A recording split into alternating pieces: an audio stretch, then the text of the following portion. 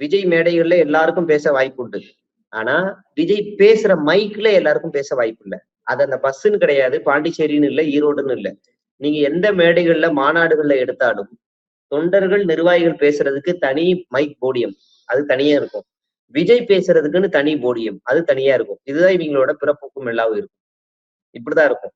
நீங்க இந்த இந்த வேறுபாடு வேற ஏதாவது கட்சியில பார்த்திருக்கோமா? பார்க்கவே மாட்டோம். அதிமுகவுல பார்த்திருப்போமா? இல்ல. விசிகாவுல இல்ல, மோடியே பேசின மைக்ல தான் அண்ணாமலை பேசுவாரு.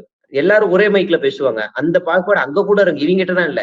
இவங்க மாற்றுன்னு சொல்லிட்டு நம்மள ஏமாத்த வரானுங்க. ஒருவேளை விஜய் பேசுற போடியம்ல போய் யாராவது நின்னாங்கன்னா, ராஜ்மோகன் வந்து புரோக்கர் வேலை பார்ப்பாரு.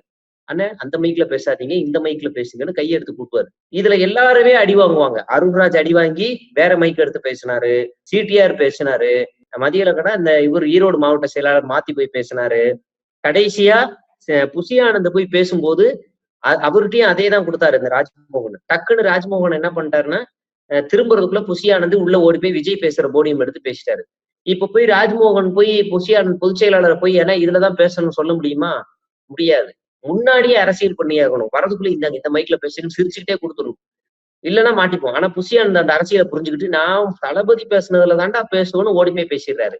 இந்த அளவுக்கு கேவலமான ஒரு நடத்தை தான் அந்த கட்சியில நடந்துகிட்டு இருக்கு. இதுல வந்து இவனுங்க பிறப்போக்கும் உள்ளாக இருக்கும், நாங்க மாற்று தருவோம், அப்படி எல்லாமே வந்து இவங்க வந்து பேசவே முடியாது.